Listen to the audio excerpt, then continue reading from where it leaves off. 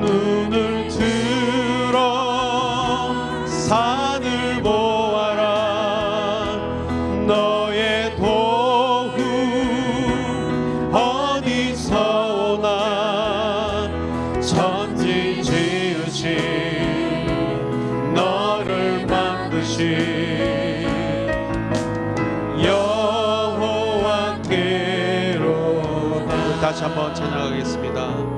하나님은 너를 지키시는 자, 너의 우편에 그늘 되시니.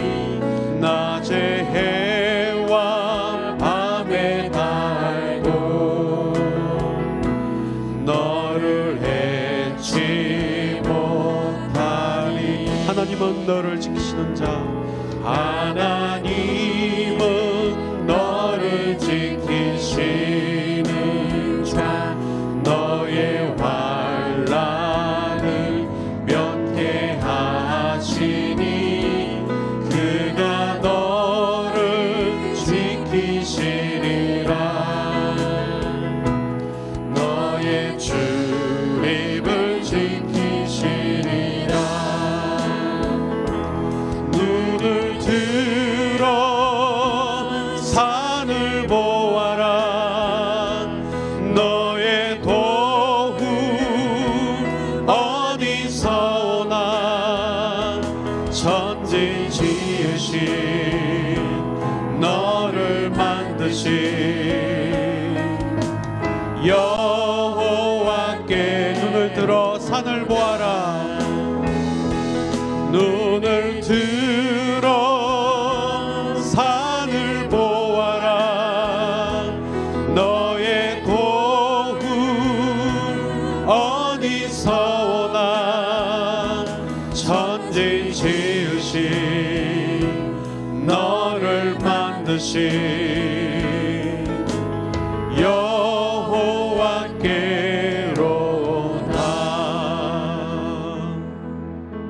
마지막으로 비전 찬양 부르면 좋겠습니다.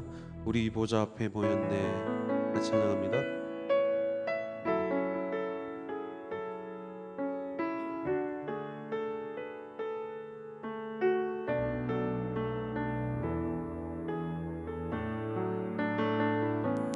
우리 보좌 앞에 모였네.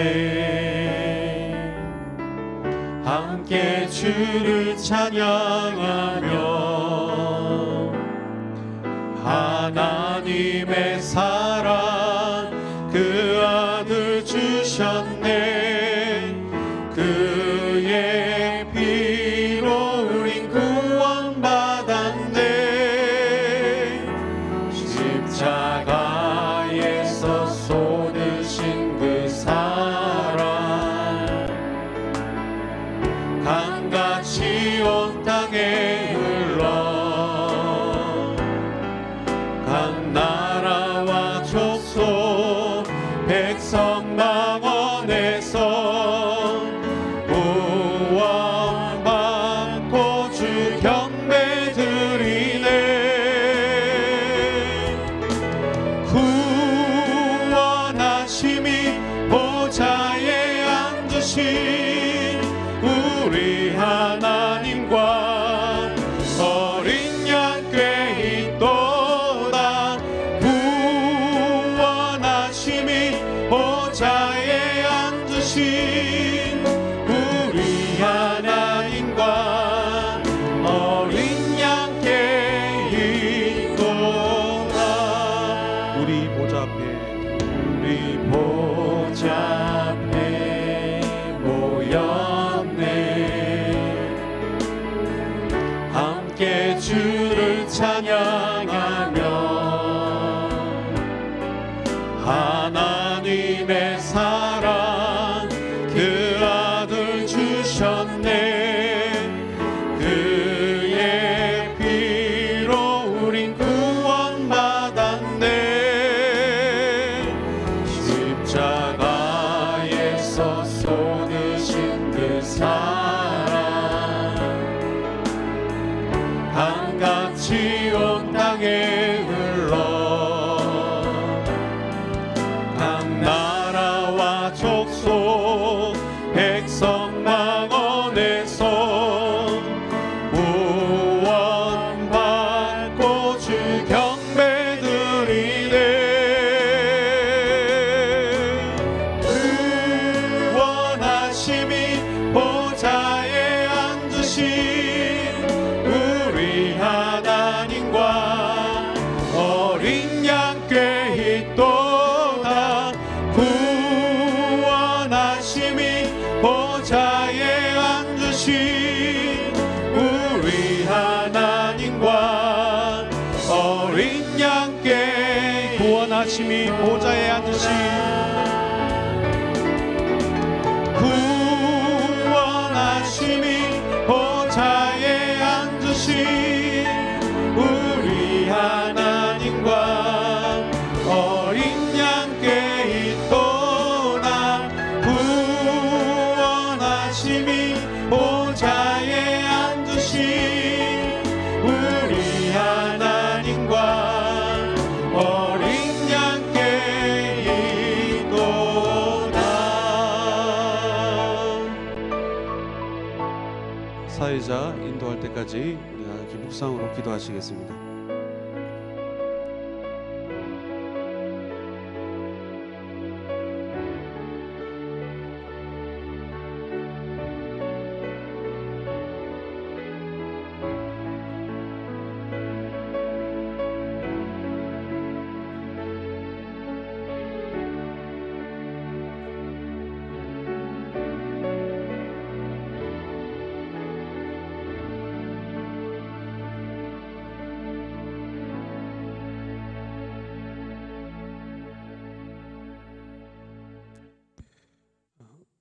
사도신경 하심으로 오후 연합 구역 예배를 하나님 앞에 드리도록 하겠습니다.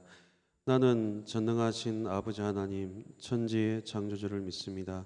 나는 그의 유일하신 아들 우리 주 예수 그리스도를 믿습니다. 그는 성령으로 잉태되어 동정녀 마리아에게서 나시고 본디오 빌라도에게 고난을 받아 십자가에 못 박혀 죽으시고 장사된 지 사흘 만에 죽은 자 가운데서 다시 살아나셨으며 하늘에 오르시어 전능하신 아버지 하나님 우편에 앉아 계시다가 거기로부터 살아있는 자와 죽은 자를 심판하러 오십니다. 나는 성령을 믿으며 거룩한 공교회와 성도의 교제와 죄를 용서받는 것과 몸의 부활과 영생을 믿습니다. 아멘. 찬송가 182장 같이 부르겠습니다.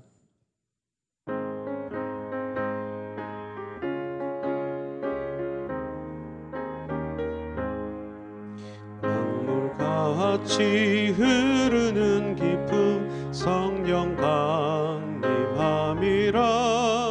정결한 맘 영원하도록 주의 거처 되겠네.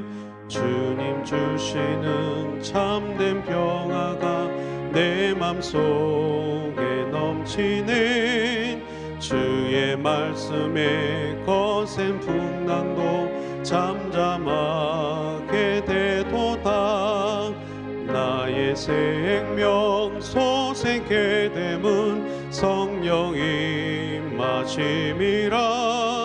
모든 의심 슬픔 사라져 주의 평강 넘치네. 주님 주시는 참된 평화가 내 맘속에 넘치네. 주의 말씀에 거센 풍랑도 잠잠하게 되도다. 하늘에서 담비 내리고 햇빛 찬란함같이 우리 마음에 성령 임하니 주님 보내심이라. 주님 주시는 참된 평화가 내 맘속에 넘치네. 주의 말씀에 거센 풍랑도 잠잠하게 되도다. 생명신에 넘쳐 흘러서 마른 마른 광야 적시니 그의 열매 물어익어서 추수를 기다리네. 주님 주시는 참된 평화가 내 맘속에 넘치네. 주의 말씀에 거센 풍랑도 잠잠하게 되도다. 놀라우신 주의 은혜로 그의 얼굴 뵙겠네. 평화로운 안식처에서 영원토록 쉬겠네. 주님 주시는 참된 평화가 내 맘속에 넘치네. 주의 말씀에 거센 풍랑도 잠잠하게 되도다. 아멘. 이 시간 우리 다 함께 기도하는 시간을 가지면 좋겠습니다. 오늘 특별히 우리 연합 구역 예배로 또 7월과 8월에 이렇게 연합 구역 예배로 모이고 있습니다. 구역 식구들 또 말씀 섬김이 또 구역 섬김으로 수고하시는 분들 생각하시면서 하나님께서 또 필요한 은혜와 지혜와 힘과 건강과 모든 것들을 채워 주옵소서. 우리 구역 섬김으로 수고하시는 분들 또 말씀 섬김으로 수고하시는 분들 그리고 우리 구역에 속한 모든 구역 식구들을 생각하시면서 주님의 풍성한 은혜가 이 시대에 더욱 풀려합니다. 또 우리 가정에 평안을 주시고 생업 가운데 주께서 함께하여 주옵소서. 무엇보다도 우리 구역이 하나님을 높이고 하나님의 이름을 드러내고 또 무엇보다도 복음을 전하는 데 더욱 힘쓰는 그런 열심을 내는 구역이 될 수 있도록 위해서 또 섬김인 분들을 위해서 구역 식구들을 위하여서 다 함께 합심하여서 기도하도록 하겠습니다. 하나님 아버지 감사합니다. 이 시간 주님의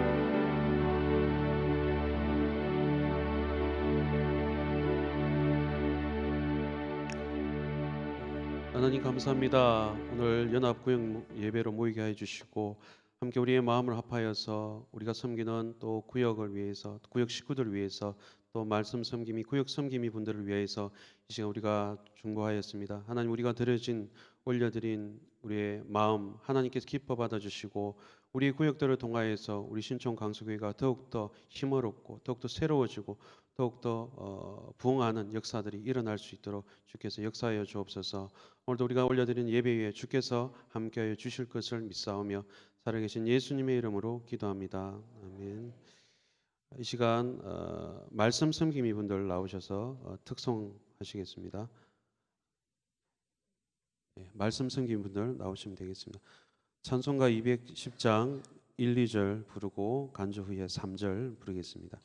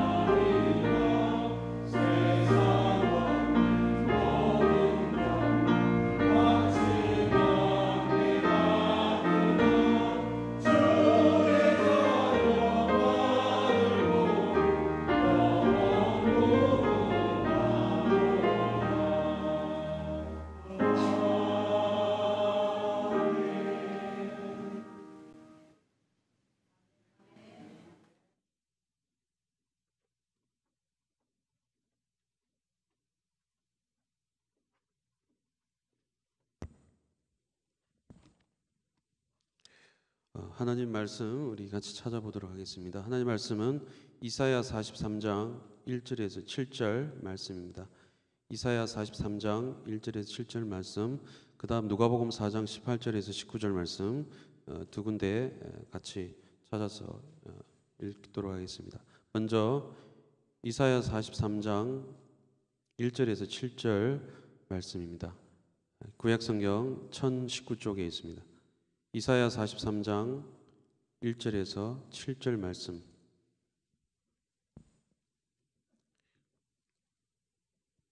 찾으신 줄 알고 한 절씩 교독하고 마지막 7절은 같이 읽도록 하겠습니다. 43장 1절 먼저 읽겠습니다. 야곱아, 너를 창조하신 여호와께서 지금 말씀하시느니라. 이스라엘아, 너를 지으신 이가 말씀하시느니라. 너는 두려워하지 말라. 내가 너를 구속하였고 내가 너를 지명하여 불렀나니 너는 내 것이라.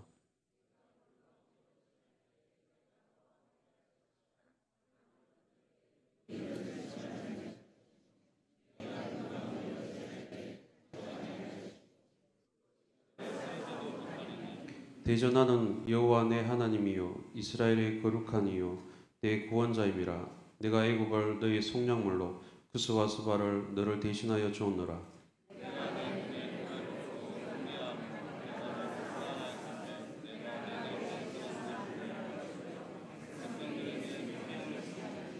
두려워하지 말라. 내가 너와 함께하여 내 자손을 동쪽에서부터 오게 하며 서쪽에서부터 너를 모을 것이며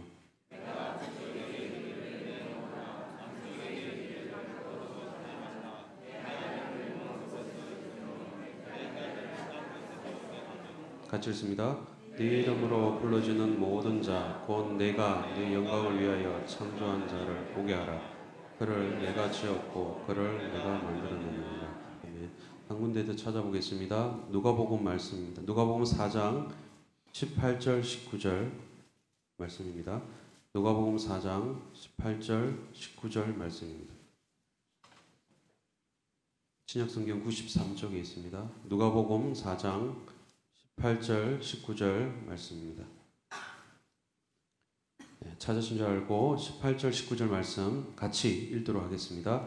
주의 성령이 내게 임하였으니 이는 가난한 자에게 복음을 전하게 하시려고 내게 기름을 부으시고 나를 보내사 포로된 자에게 자유를, 눈먼 자에게 다시 보게 함을 전파하여 눌린 자를 자유롭게 하고 주의 은혜의 해를 전파하게 하려 하심이라 하였더라. 아멘. 목사님 나오셔서 믿음의 도전, 새로운 시작 말씀 전해 주시겠습니다. 유대인 랍비가 학생들에게 공부를 가르치면서 과제를 냈습니다. 너희 일생 동안 추구해야 될 가장 가치가 있는 목록이 뭘까? 무엇을 추구하며 어떤 목적으로 살 것인가? 그것을 연구해서 목록을 만들어서 가지고 오라 그랬습니다. 여러분, 평생토록 추구해야 될 가치, 여러분은 무엇을 추구하십니까? 사실은 옆 사람하고 좀 충분히 대화를 해야 되는데 뭘 가장 가치롭게 여기십니까? 한평생 나는 이것을 꼭 이루고 싶다. 그게 뭘까요? 한 학생이 오래도록 생각하다가 제1 가치는 명예. 나라를 위해서 살다가 죽는다. 명예롭거든요. 죽은 다음에 그 사람은 이런 사람이었다. 칭찬받는 거 명예로운 일이지요. 그래서 명예 생각합니다. 두 번째는 건강. 무엇보다도 건강해야 다른 사람에게 짐이 되지 않고 끝까지 내 삶을 유지해 나갈 수 있겠다. 건강. 세 번째는 돈. 명예도 좋고 건강도 좋은데 뭐 있어야 자기 자신을 유지하고 펼칠 수 있겠다. 그래서 명예, 건강, 부 세 가지를 설정했습니다. 이 세 가지면 한평생토록 그런 대로 살만하겠다. 그렇게 생각했습니다. 혹시 여러분은 어떤 가치를 말하려 하면 이 범주에서 벗어나지 않을 거예요. 뭐니 해도 머니가 필요하다. 나이 들었을 때는 이게 있어야 뭐 어른 노릇하지. 건강해야 뭐 돈 있으면 뭐해. 건강해야지. 병원에 누워서 돈만 막 쓰면 뭐 하겠어요. 건강해야 돈도 쓰지.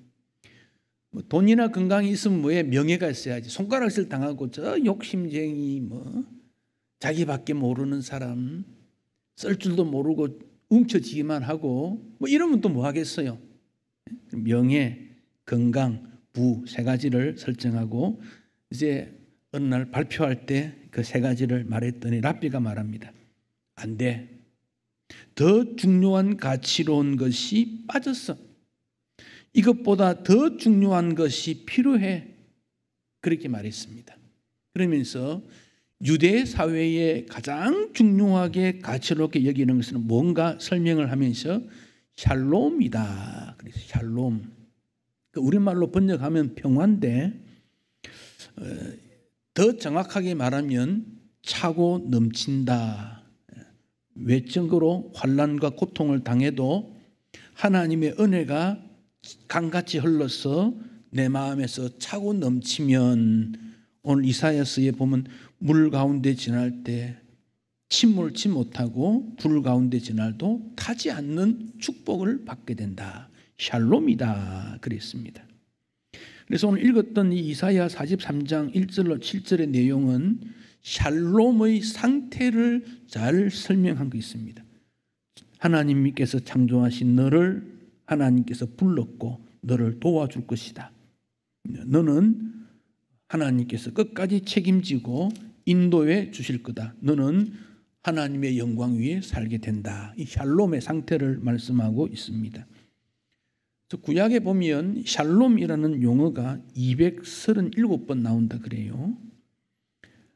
유대인들에게 이 샬롬이라는 것은 사랑, 용기, 신념, 공동체 의식 이런 것들이 포함된 단어가 샬롬입니다. 그래서 만나면 인사할 때 샬롬 이렇게 인사합니다. 샬롬. 우리한테 익숙하지 않는 용어지요. 우리 옆에 분과 한번 샬롬 한번 해보세요. 샬롬. 예. 당신 마음속에 있는 하나님의 은혜가 차고 넘치기를 바랍니다. 예. 뭐 영어에서 인사하는 사람 뭐라 하겠습니까? Good morning, 뭐 Good afternoon, 뭐 Good morning 어떤 겁니까? 좋은 날 되십시오 이 말이지요. 좋은 날 무슨 말입니까? 사고도 없고 편안하고 모든 일이 형통하게 바랍니다. 이게 굿모닝이라는 영어 단어에 포함된 내용입니다. 이스라엘 사람들이 아침에 일어나서 뉴스를 듣습니다. 밖에 나갔더니 이웃 사람이 만납니다. 물어봅니다. 샬롬? 무슨 말입니까? 편안하냐? 이렇게 물어봅니다. 샬롬? 당신이 아침에 뉴스를 들었는데 전쟁 소식도 없고 교통사고도 없고 가난도 없고 다 행복한 그런 삶을 소식을 들었느냐? 그럼 들은 사람이 샬롬 그래 편안해 사고 없고 부족함이 없고 아프지 않고 도둑도 없고 좋아. 그러니까 서로 샬롬 샬롬 이렇게 대답하는 거예요. 당신 편안하요? 그럼 편안하지.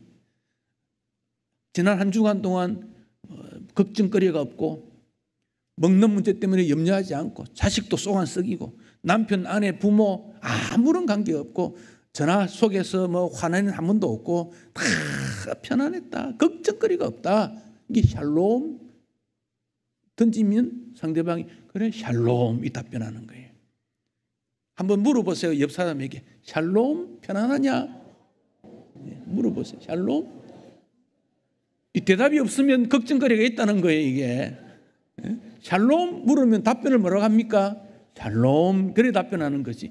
걱정 있어요? 그러니까 이 걱정이 있다는 거지. 두려움이 있다는 거지. 염려가 있다는 거지요. 평강을 기원하는 그런 모습인데 하비 콕스 미국 하버드 대학의 사회윤리학자입니다.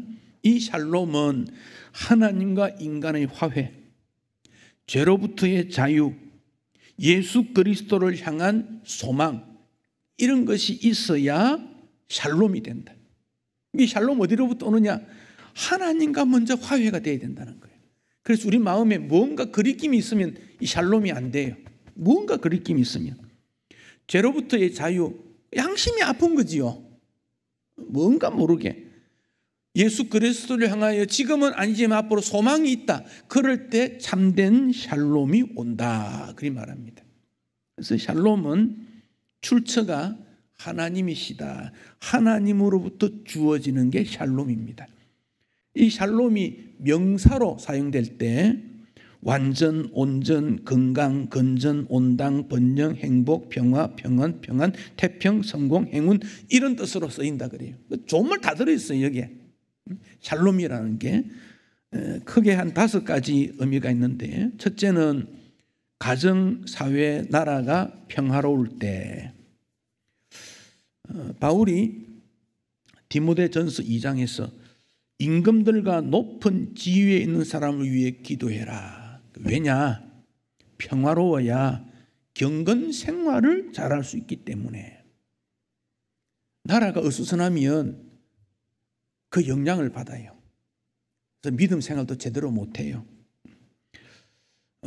또 이 평강은 우리 마음에서부터 나오지요. 그런데 요한복음 14장 27절에 두려워하는 제자들에게 예수님께서 평강을 너희에게 나의 평강을 준다. 세상 것과 다르다. 근심이냐 두려움 말라. 그러니까 평강은 마음에서부터 나오는 거다 하는 것이고, 또 이 평강, 이 샬롬은 정의로운 것을 말합니다. 불의함이 없다는 거지요. 뉴스를 들을 때 전부 불의한 뉴스만 들어요. 어느 장관이 후보인데 이런 잘못이 있다. 불의하다. 사람들 싫어하지 않습니까? 어느 기업체 회장이 뭐 이랬다. 뭐 누가 이랬다. 저랬다. 불의가 가득한 것. 샬롬 아니라는 거지. 샬롬. 이 샬롬은 또 질서 속에 나타납니다. 부모와 자녀, 친구, 형제, 여기 모든 일에 질서가 있다. 질서가 뭡니까? 질서라는 것은 차별이 아니고 순서대로 있는 구별을 말합니다. 차별이 아닙니다. 교통사고 왜 납니까? 교통 질서의 위반으로 나타나는 거지요. 그러니까 질서는 사고가 없는 일이다. 샬롬은 조화다. 결핍이 아니고 대립이 아니고 조화다. 요셉이 형들이 곡식 사러 왔을 때 물어봅니다. 너희 아버지가 안녕하시냐, 샬롬하냐 이렇게 물었습니다. 너희가 편안히 아버지 집으로 가게 될 거다. 샬롬할 거다. 그 요셉이 자기를 해친 형제들에게 샬롬이다. 그 말은 과거 모든 것 다 듣고 이제는 조화롭게 이루어지게 되는 거다. 그러니까 샬롬은 평화롭기를 원하는 것, 마음으로부터 나오는 평강, 정의로운 것, 질서 있는 것, 조화 있는 것. 이럴 때 샬롬 이렇게 말합니다. 좀 더 구체적으로 다윗이 쫓겨다닐 때 나발에게 식량을 좀 구하러 부하들을 보낼 때 그들에게 이렇게 말합니다. 너희가 갈멜로 가서 나발에게 이르러 내 이름으로 샬롬하고 문안하라. 가정에 샬롬이 있어야 된다. 이 샬롬을 전하는 것은 가장 큰 축복이기 때문에 그렇습니다. 사무엘의 어머니 한나가 기도했을 때 엘리가 말합니다. 이제 편안히 가라. 너희 가정이 샬롬하게 될 거다. 그래서 가정이 편안하게 되는 거, 이게 샬롬입니다. 그래서 한나가 기쁨이 없었지만 기도 응답받고 사무엘을 통하여서 샬롬을, 편안함을 이루었다. 샬롬이 되었다. 그러니까 가정에서 샬롬이 있어야 된다. 그래서 구역 모임 왜 하느냐? 가정의 샬롬을 위해서 기도하는 것이 핵심이다 하는 것입니다. 이 샬롬은 의인의 삶을 통하여서 나타나게 됩니다. 욥기 8장 5절 이하에 보면 내 어려운 처소를 편안하게 할 것이다. 의인의 삶이 이루어지게 될 거다. 그래서 의인의 삶에 대해서 말하고, 자녀가 받아야 될 축복도 샬롬이다. 그렇게 말합니다. 이것은 이사야서에 있는 가까운, 읽어보십시다. 이사야 54장 54장 13절. 자, 이사야 54장 13절 같이 읽습니다. 내 모든 자녀는 여호와의 교훈을 받을 것이니 내 자녀에게는 큰 편안이 있을 것이요. 큰 편안이면 샬롬입니다. 여호와의 교훈을 받는 자녀가 샬롬하게 된다, 그런 뜻입니다. 또 이스라엘이 나라 국가적으로 화평의 언약 속에 있게 됩니다. 샬롬입니다. 샬롬. 기드온이, 사사 기드온이 부름을 받고 제단에서 그가 하나님 앞에서 제산을 올려드리고 그 제단을 여호와 샬롬이다 이렇게 불렀습니다. 그러니까 나라가 잘 되기를 바란다, 그런 뜻입니다. 그래서 이 샬롬은 원칙적으로 죄가 없는 곳에 임하게 됩니다. 죄 없는 곳. 그러니까 샬롬이라는 것은 굉장히 이상적인 어떤 꿈꾸는 하나님 나라의 평강의 모습을 샬롬이라 그러는데, 이 샬롬이라는 용어가 그 히브리 말에 있어서 꼬리 말이 자꾸 조금 바뀝니다. 바뀌어서 나타나는 것이 살렘, 예루살렘, 샬렘, 실렘, 이런 용어로 조금씩 바뀌게 됩니다. 그 바뀐 중에 셀렘이라는 뜻은 화목 제사를 셀렘, 그렇게 말합니다. 셀렘. 그 속에는 대가를 지불한다, 그런 뜻이 있습니다. 그러니까 화목 제물을 통해서, 희생 제물을 통해서 샬롬은 이루어지게 된다.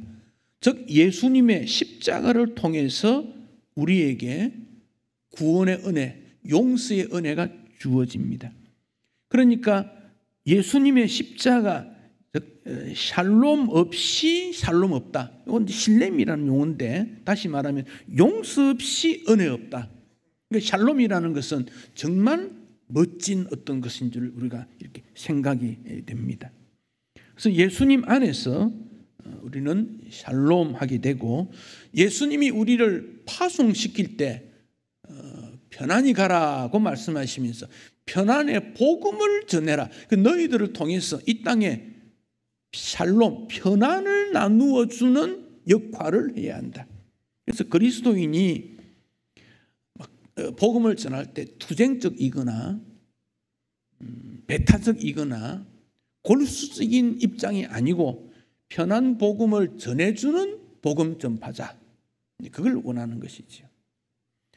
그래서 단기 선교 많이 외국에 갑니다. 갔을 때 타 종교, 다른 나라 종교와 충돌이 일어나는 것도 좋은 건 아니다. 존중해 줄 거는 부분적으로 존경하면서 편안의 복음을 전하는 그 점을 기억해야 됩니다. 그럼 이 편안의 복음 전하는 이것이 오늘 우리에게 믿음으로 이루어지게 되는 꿈이다 하는 것입니다. 소망, 믿음으로 이루어지는 꿈. 오후 예배 설교 제목을 뭐라고 했습니까? 믿음으로 도전, 새로운 시작. 어떤 느낌이 듭니까? 우리가 50주년 기념의 날 10월 13일 50주년 기념 데이로 지금 정하고 한 2달 정도 남았는데, 2달 동안 제가 이렇게 보면서 50주년을 기념하는 것은 단순히 과거에 대한 기념으로 끝나지 말고 새로운 믿음의 도전의 꿈을 가져야 되겠다.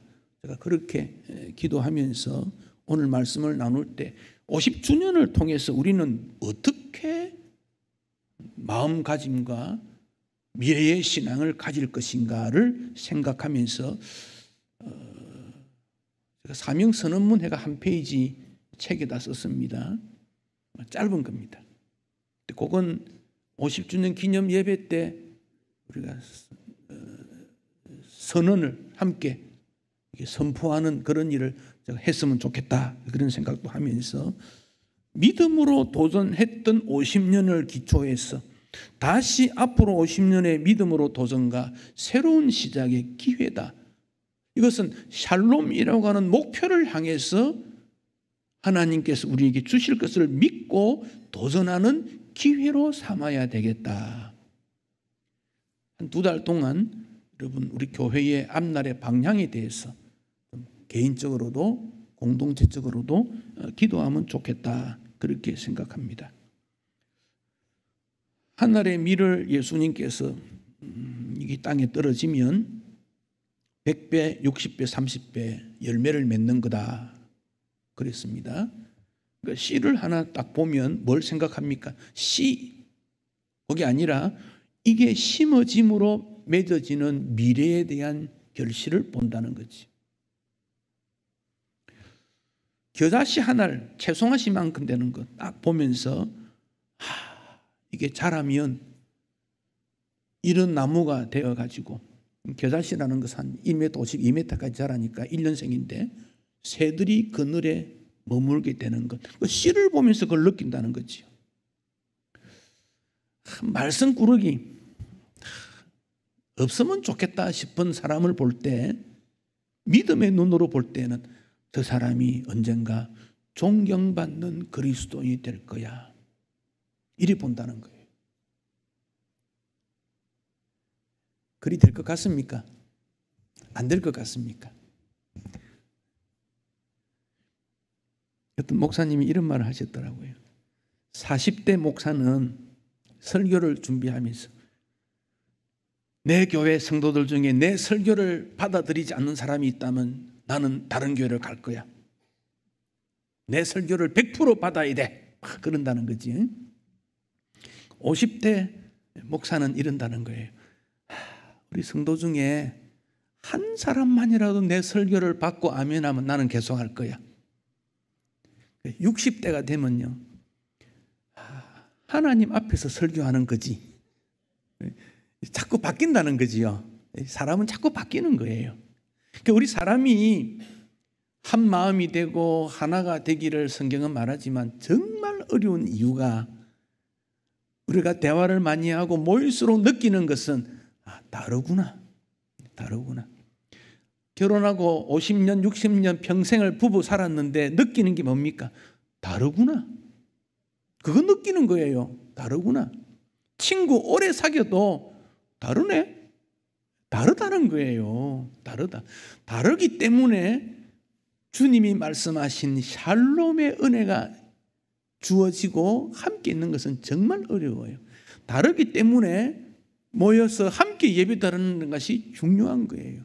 만약에 똑같으면 그런 별 목표가 없어져요. 그런 게 없어지는 거지요. 왜 사람이 다른 걸 싫어하는 줄 압니까? 두려움 때문에 그래요. 저 사람이 내 말을 받아주지 않으면, 내 행동을 인정해 주지 않으면, 막 이런 생각 때문에 그래요. 근데 우리는 다르다 생각하면 편안해요. 나라도 다르고 사람도 다르고. 중국의 만리장성이라는 게 있지요. 제일 긴 성 아닙니까? 세계에서. 그 누가 쌓았습니까? 진시황이 쌓았다 그러지요. 진시황이 중국을 통일했던 사람이지요. 왜 쌓았습니까? 흉족입니까? 무슨 족입니까? 그가 공격해오면 어떻게 할까? 두려움 때문에 성을 쌓는 거예요. 그러니까 사람에게 두려움이 있기 때문에 사람을 접근을 잘 안 하려고 그래요. 대화를 안 하려고 그래요. 만나지 않으려고 그래. 왜? 끄집어내면 다르니까. 만약에 어떤 안건을 놓고 의견을 말하라 그러면요, 엄청나게 많이 쌓여서 느낌이 다르네. 그게 아니라 틀리네. 왜 회의하기로 했지? 그래 끝나는 거예요. 다르기 때문에. 그러나 다름 속에 믿음으로 하나님 앞에 서는 것, 이것이 샬롬의 은혜입니다. 그래서 교회는 미래에 대한 새로운 출발은 샬롬에서부터 시작되는 거예요. 샬롬에서부터. 이사야서 43장에 있는 모든 은혜는 샬롬이다. 자, 43장 4절을 같이 한번 읽겠습니다. 네가 내 눈에 보배롭고 존귀하며 내가 너를 사랑하였은즉 내가 내 대신 사람들을 내어주며 백성들이 내 생명을 대신하리니 두려워하지 말라. 내가 너와 함께하여 내 자손을 동쪽에서부터 오게 하며 서쪽에서부터 너를 모을 것이다. 북쪽에게 내놓으라. 남쪽에게 가두지 말라. 내 딸들을 먼 곳에서부터 이끌어 오게 될 것이고 모든 자 내 영광을 위해 창조한 자를 오게 하고 그는 내가 만드는 거다. 이건 하나님께서 이사야 선지자에게 샬롬의 평화와 은총을 나누어 주게 될 거다. 그 고백이지요.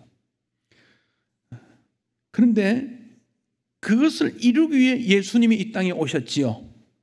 오셔서 누가복음 4장 18절을 19절을 읽었는데 이 말씀은 예수님께서 샬롬이라는 하나님의 뜻과 하나님의 나라를 이루기 위해 예수님이 어떻게 할 것인가라는 예수님의 사명 선언문이다. 그렇게 볼 수 있어요. 누가복음 4장을 보십시다. 18절 읽었던 본문 가십시다. 4장 18절 주의 성령이 내게 임하셨으니, 그러니까 예수님이 그냥 말하는 것이 아니고 성령이 함께해 주셔서 삼위 하나님이 함께 나타나서 이 말씀을 하게 되었다. 물론 이사야 61장에 있는 내용의 인용입니다. 이는 성령이 내게 임했는데 왜 임했습니까? 가난한 자에게 복음을 전하게 하기 위해서. 예수님의 관심은 가난한 자입니다. 가난한 자. 여기 가난한 자는 심령이 가난한 것도 있고 물질의 가난함도 있고, 가난이 무엇입니까? 무엇인가 부족한 거지요. 가난이지요. 무엇인가. 존 웨슬리는 하나님은 가난한 자들의 청지기를 위해 우리를 부른 거다. 가난한 자를 위한 복음, 가난한 자를 위한 삶이 되어야 한다. 그래서 교회의 사명, 무엇에 대한 도전인가? 가난한 자를 섬기는 것이 교회의 사명이다. 이거 분명해집니다. 가난한 자를 위한 복음이다. 가난한 자를 위한 것. 18절 내게 기름을 부으시고, 왜 기름 부었습니까? 기름 부었단 말은 무슨 말입니까? 성령으로 충만하게 됐단 말씀이지요. 내게 기름을 부으시고 나를 보내사 포로된 자에게 자유를. 이 포로가 무엇입니까? 세상 여러 가지 포로도 있겠지만은 영적으로도 포로된 모든 것, 마귀로부터 사로잡힌 것, 죄와 악의 노예, 음란과 부정과 정욕과 탐심으로 물들어져 있는 모든 인생들, 괴로워하는 자들, 자기를 중심하고 자기 정당화시키는 인생들, 이 모든 일로부터 자유한 복음을 주님은 약속하고 있습니다. 포로된 자에게, 눈먼 자에게, 눌린 자에게 다 공통적입니다. 하나님 앞에 모든 인생은 죄인입니다. 두 종류로 나눈다면 드러난 죄인과 드러나지 않는 죄인이 있을 뿐이지 죄인의 범주에 들어가지 않는 사람은 아무도 없습니다. 우리 모두가 죄인이기 때문에 판단도 조심하고 교만은 더 조심하고 하나님의 긍휼을 의지해야 합니다. 우리 청년들이 한 3일 수련회 했지요. 옆방에서 찬송하는 걸 제가 옆에서 이렇게 들으면서 젊은이들의 찬양이 너무 좋구나. 저 아이들이 그 가사의 내용을 아는지 모르는지 모르지만 열심히 나와 찬송하고 기도하고, 너무 좋다. 이게 천국이다. 다른 게 있겠나? 나이 든 사람들이 저런 순수한 마음에서 찬양하고 기뻐하고 천국을 경험하는 일을 또 할 수 있을까? 저는 그런 생각이 들 만큼 아름답게 여겨졌습니다. 매일 하면 좋겠어요. 매일 찬송하고 기도하고 하나님의 은혜를 구하고. 낮아진 곳에 하나님의 긍휼이 임하는 것 아니겠습니까? 왜냐? 우리 예수님께서 포로된 자에게 자유, 눈먼 자에게 다시 보게 됨, 눌린 자에게 자유 주기 위해 오셨다. 샬롬을 위해 오셨다. 그랬지 않습니까? 눈먼 자에게 다시 보게 되었다. 뭐 개안 수술을 해주라는 말입니까? 실명자 선교단체를 도와야 된다는 말입니까? 그것도 있다고 생각합니다만은 더 중요한 것은 영의 세계를 볼 수 있도록 해주는 것. 바리새인들도 우리 예수님은 맹인이라고 하셨으니 하나님을 보지 못하는 자가 맹인이지요. 아담과 하와가 마귀의 시험으로 눈이 어두워졌지요. 오늘의 탐욕의 눈으로 하나님을 바라지 못하는 저들에게 어떻게 하면 하나님 바라볼 수 있도록 해 주실까? 맹인을 볼 수 있게 해주는 것. 눌린 자, 돈에 눌리고 인간관계에 눌리고 모든 데 짓눌리는 그런 자들에게 우리 주님은 자유를 말씀하고 있습니다. 이것은 다시 말하면 자유 선포, 이젠 더 이상 누군가로부터 간섭을 받지 않는 것. 여기 눌렸다 하는 이 말의 원뜻은 짓밟아 뭉개뜨린다, 억압을 당한다, 무시를 당한다, 저주를 받는다, 그런 뜻입니다. 우리 예수님께서 눌린 자를 불러서 자유하게 하시고 그를 세상의 빛이다, 세상의 소금이다, 그렇게 만들어 주신 거예요, 예수님이. 그러니까 여러분, 내 인생은 여기서 끝인가 라고 생각할 필요가 없어요. 가난하고 포로되고 앞을 보지 못하고 눌린 그에게 예수님께서 복음을 주어 샬롬하게 하시고 그를 통해서 이 땅의 소금과 빛의 역할을 하도록 하신 것이 우리 예수님이 우리에게 보여주신 길이요, 성취하신 예수님이요, 우리로 하여금 따라오러 가신 길이라는 거지요. 그러니까 예수 안에서는 자유를 누린다 그래요. 자유를 누린다. 나 자유, 너 자유, 우리 자유. 자유 누리는 거다. 샬롬의 은총이다. 그런 말씀입니다. 예수님 비유 중에 값진 진주를 찾은 진주 장사를 예를 든 적이 있죠. 마태 13장 45절에 온 세상 다니며 보석을 찾아다니는 장사꾼이 있습니다. 좋은 거 다 구입하는 거죠. 또 팔기도 하고. 정말 값진 진주를 보았습니다. 소유를 다 팔아 샀다 그랬지요. 자, 여기 진주를 찾아다니는 사람을 예수님이라고 비유한다면 진주는 우리입니다. 우리가 진주라는 겁니다. 그래서 예수님이 우리를 위해 생명을 주셨지 않습니까? 그래서 값진 진주, 예수님이 생명을 준, 그리고 우리를 샀으니 우리는 진주만큼의 가치가 있는 귀한 존재입니다. 귀한 존재. 요즘 이런 철학적이나 사회 구성으로 인간 존중 이런 말 쓸 수 있습니다. 그래서 예수님 만난 인생은 다 존중받습니다.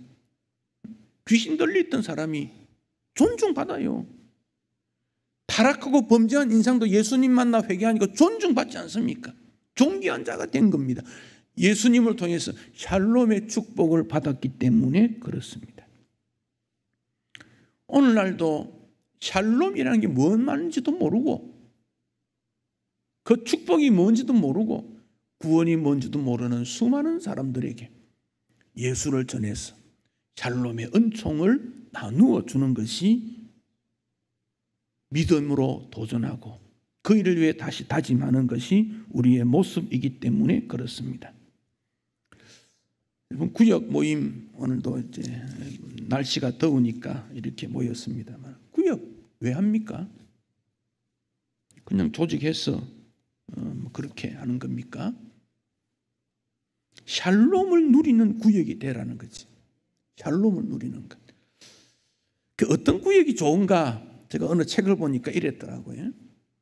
그 구역 식구 중에 한 분이 별세를 했다면 그 구역에 있는 어른 아이 할 것 없이 다 찾아가서 위로하는 것이 참 좋은 구역이다. 장례식이 생기면 왜 목사는 의뢰에 가는 거니까. 당연하지 뭐. 장로 의뢰에 가는 거지. 장로니까. 권사 또래니까 가는 거지. 청년 없어요. 자녀 없어요.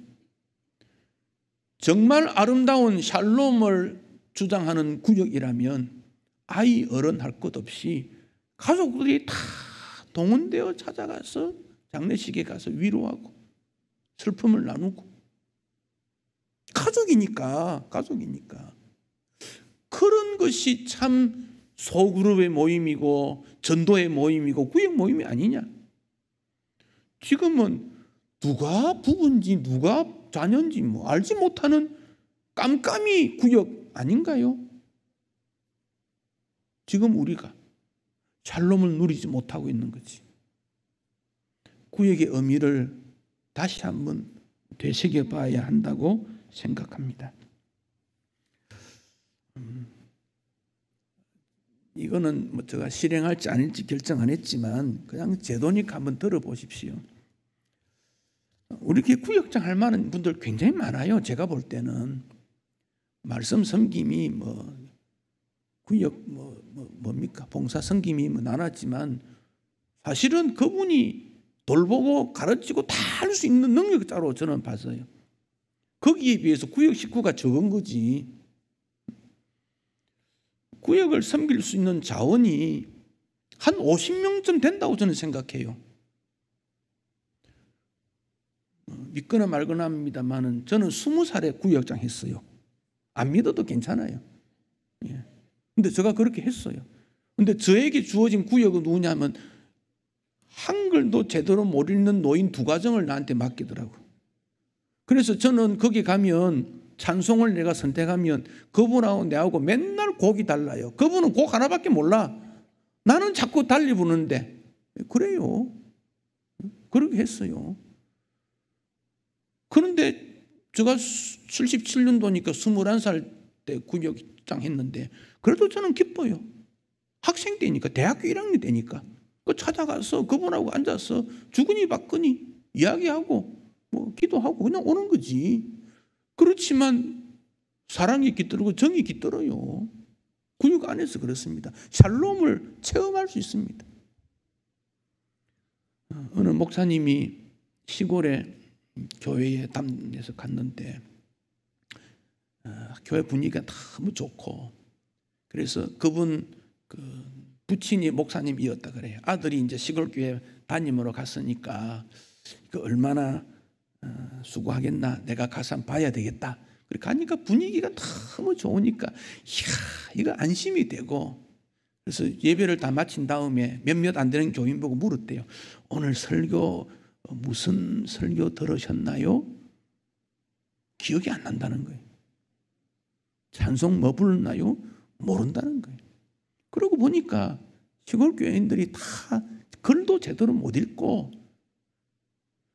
나중에 보니까 설교를 듣는지 안 듣는지도 모르는 교인들이에요. 그런데 문제가 없어요.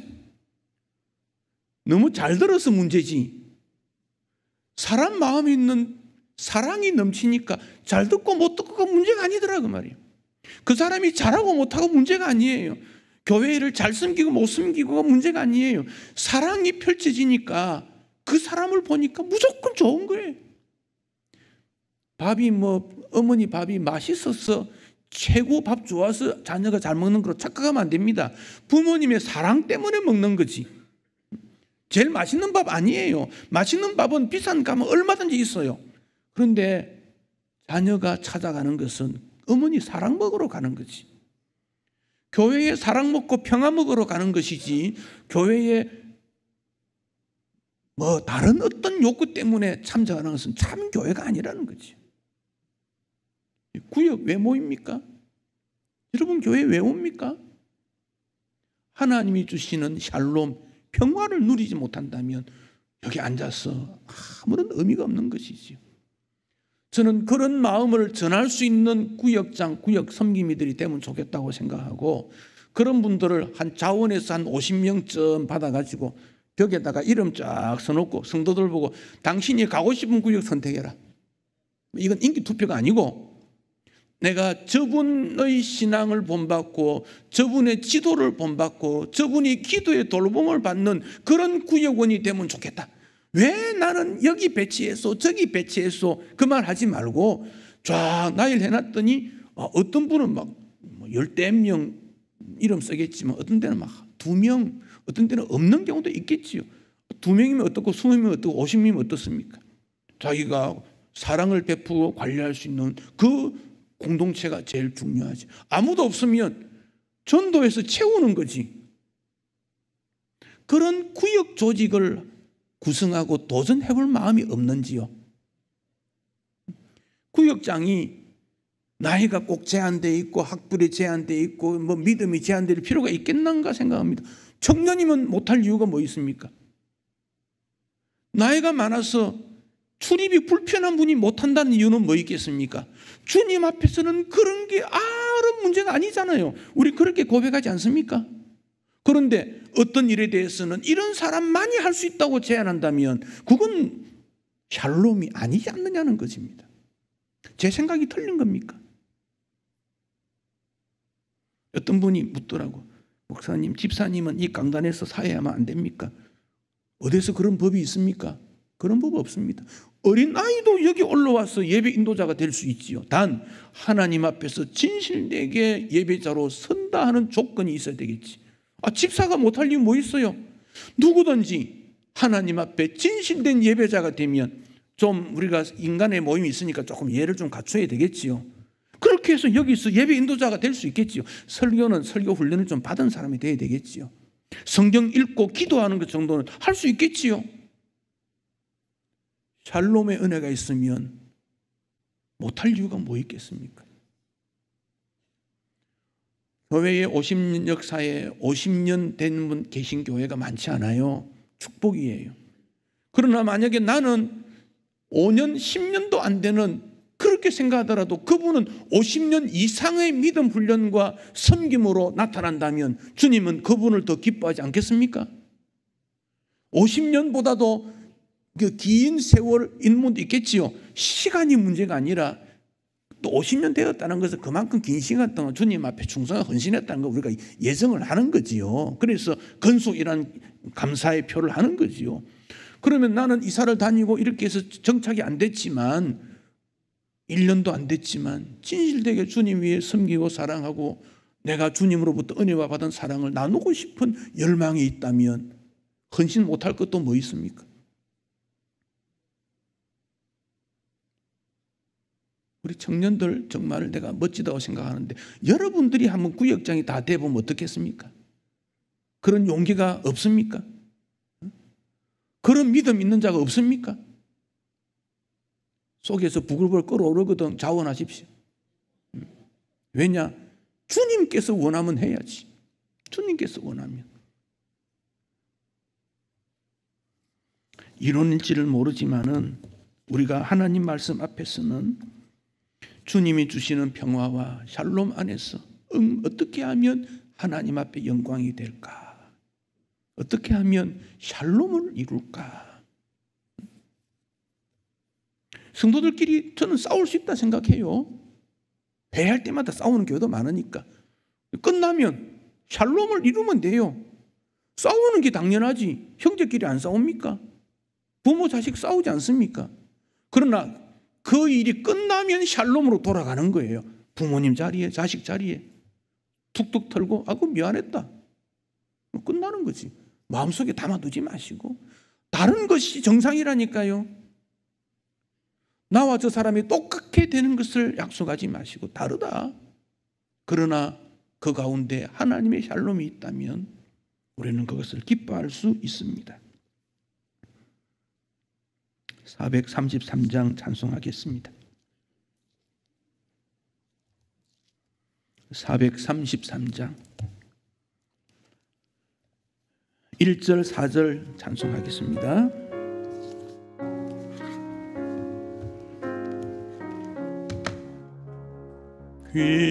귀하신 주여 날 붙드사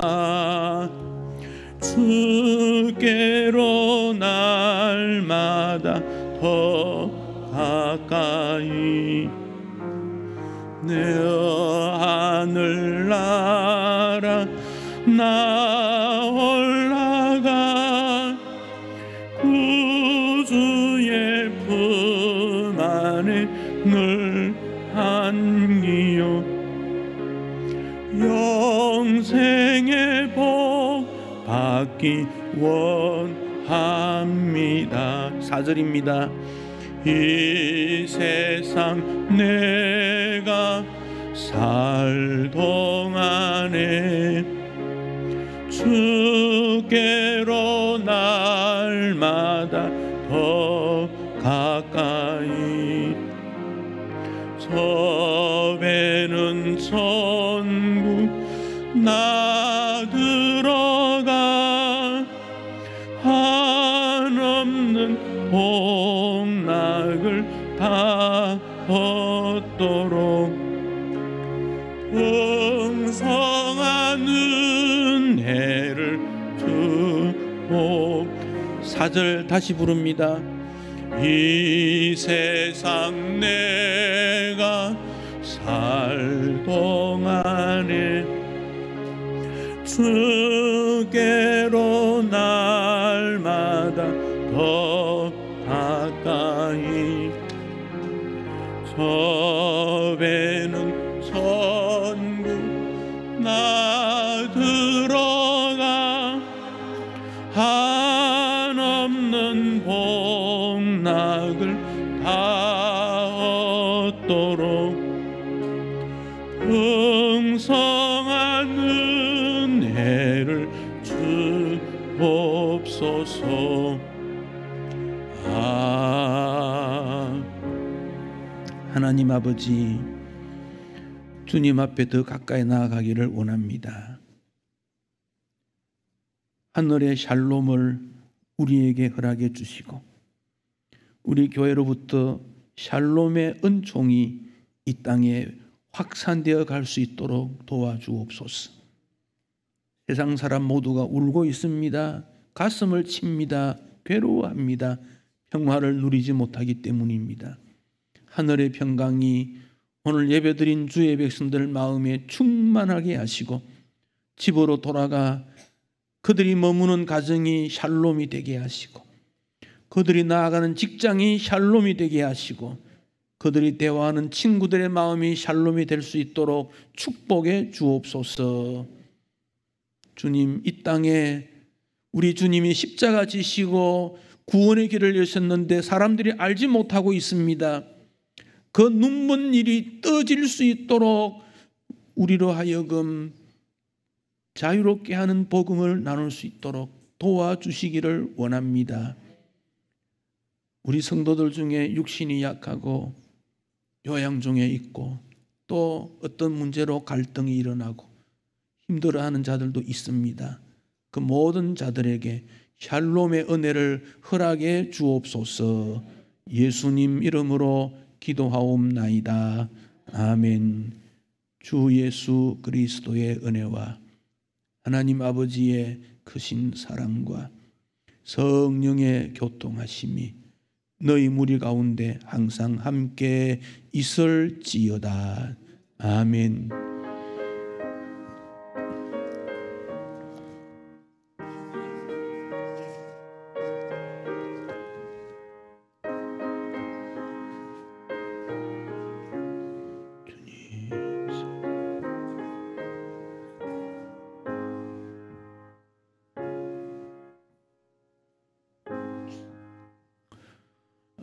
전도 선교부에서 전도계획 세우는데 거기 해당되는 부서 개인들 다 도와주시기 바랍니다. 구역끼리 잠시 모임 갖고 헤어지시면 좋겠습니다. 구역장님들께서 좀 수고해 주시면 좋겠습니다. 구역별로 잠깐 모이셔서 서로 안부 묻고 그렇게 하시면 좋겠습니다.